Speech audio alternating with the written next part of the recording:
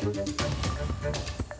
evening, and thanks so much for joining us for this breaking news update here on CBS 8 I'm Marcella Lee. I'm Carlo Cicchetto. One of the strongest earthquakes to hit Earth, it's the strongest recorded since 2011, hit Russia's Far East today, causing a tsunami in Russia and Japan. And right now there's a tsunami advisory across the West Coast, including here in San Diego. There are also warnings in effect right now, tsunami warnings in the northern Pacific region for Alaska, Hawaii, and south toward New Zealand. Right now, we want to give you a live look at Kushiro, Japan, in the Hokkaido prefecture. Japan measured tsunami waves of about 1 foot high on the island of Hokkaido. Damage was reported nearest the 8.8 magnitude quake's epicenter on the Kamchatka Peninsula. But you can see right here, this is where the first initial tsunami wave hit, again, reported at about 1 foot. So no damage right there on the island of Hokkaido. And we can hope that that means some pretty good news as that wave makes its way across the water. Hopefully for Alaska, especially the Alaskan islands, hopefully for the Hawaiian islands, that's the case as well. They were worried that there could be a tsunami as high as 3 meters hitting Japan's coast. We see people going to the top of a building, preparing, evacuating, being ready in case that tsunami hit. But the good news so far is what we're seeing is far less significant than what we had feared. But this is the first wave, and there's no guarantee that there couldn't be a larger tsunami after it. And it does look like people were taking it seriously here. This is footage from Hokkaido, Japan, where people did seek higher ground going on top of a building. It's called a vertical evacuation because of those tsunami concerns. A tsunami, again, of about 1.6 feet was detected at a port in northern Japan, and that is the highest that has been recorded so far, about 1.5 foot waves. That is the good news right now, because we've seen with other large earthquakes in that region in the past, devastating tsunamis produced as a result. So even though it's early, this is good to see. We're also worried and watching. This is supposed to hit Hawaii in about an hour from now. And right now, you're looking at a freeway in Hawaii where people are evacuating. That looks to be H2 going up through the middle of the island towards Mililani, towards the kind of high ground on Oahu.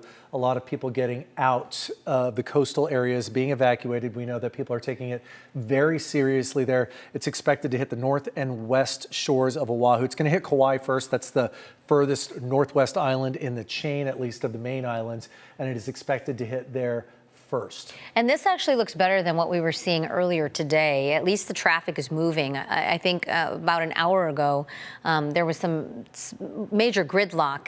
And Hawaii, you can give us some interesting perspective, Carlo, because you lived on the island. Your sister still lives there. I have cousins who live there, and they are taking this seriously. They are. This looks to be H1 heading near the airport. People, again, moving inland. They would be moving toward Honolulu more. I'm not sure where this cam is. People going both ways. That's the Pali Highway. That's near the Pali Highway, where people can go up over to the Kauai side. There's not really anywhere to get off the Pali. There's not like a large staging area just off the Pali, but there are neighborhoods where people can pull into and just be in higher ground.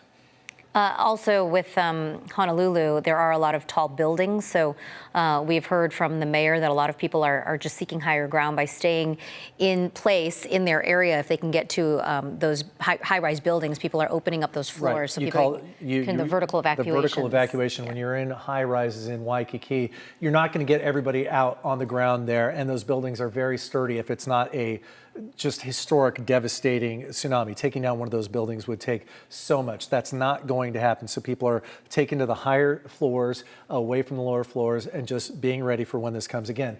We're expecting it in about an hour now to start hitting Kauai and then other parts of the Hawaiian Islands. And we have an explainer for you to tell you what happens when a tsunami is detected. First, there is at the top, information statement, which is what we heard a few hours ago, that there could be a tsunami after a big earthquake, and then a watch, which is what San Diego County was under, and the whole western coast of the United States was under for a while, and that's when the hazard's not yet known, and just telling people to be prepared. The advisory, this was what was upgraded a couple hours ago, Tsunami Advisory, which is what we are now under here in San Diego and along the western coast of the U.S., and that means that we are anticipating strong currents and waves, and officials are asking you to please stay out of the water, stay away, don't be a looky-loo for when those waves are anticipated to come overnight. And then the warning, and that is what Hawaii is under, dangerous coastal flooding and very powerful currents. They're asking you to move to higher ground, which is what they are doing in Hawaii. We had a producer on from Hawaii News Now, a news station in Honolulu, and she said that they hadn't yet heard any expected wave heights. Specific heights. They had not been informed of that.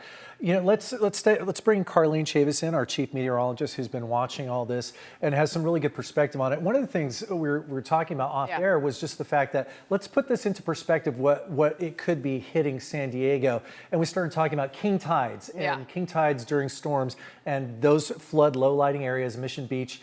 And the math doesn't even seem to add up to that right now. Correct, especially because I'm just looking at the latest update that came out from the National Weather Service. They're going with La Jolla about less than a foot, Oceanside less than a foot. So that range is looking to be about 1 to 2. But that sloshing is what could do damage, especially for boats that are out there on the marinas, also causing some sort of damage to piers. And so we're telling people to stay off of the beach, stay away from those areas. Yeah, you know, when we talk about wave size, so we have a lot of surfers here. When you hear 1 to 2 feet, you're thinking the little breakers out there. But even at 1 to 2 feet, these contain a lot more force because they're so much larger. The amplitude, they're huge waves, masses of water moving on shore or not. Hopefully it's not going to get that far at only 1 to 2 feet. It is a wall of water that moves in. It's very slow and it's very powerful.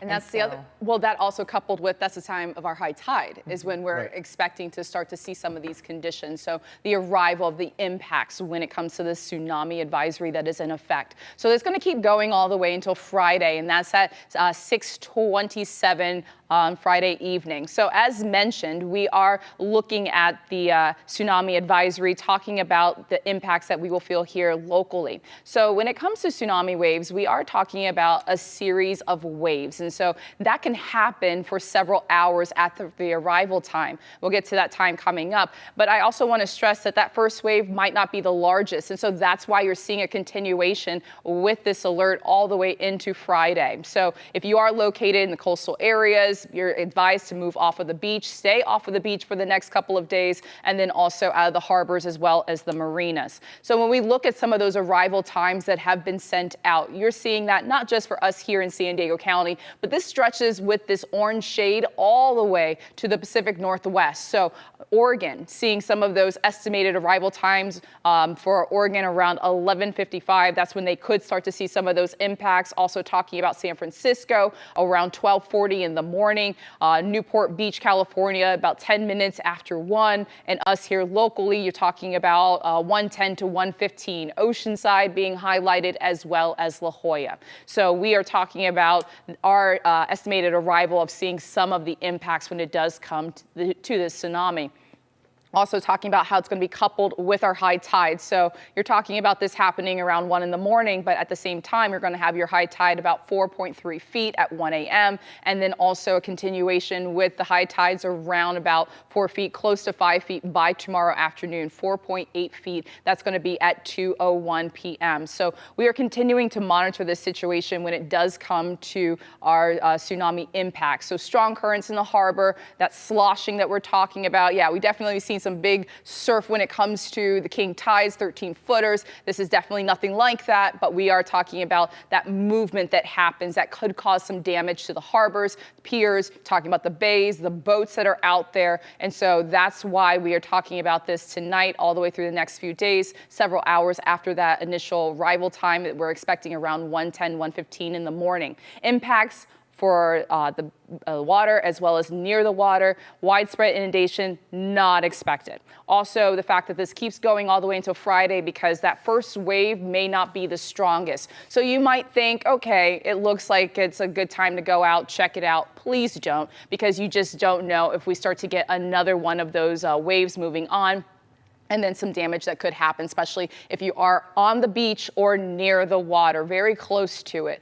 Please just be careful out there. Forecast about 1 to 2 feet as we've been talking about, but it's still something to just be careful, stay back. You're being advised to not be out there in the water. Just solid advice and solid approach right now. We've heard of rip currents dragging people out. I mean, a tsunami wave is an entire wall of water. And so, yes, just please do not go near the water.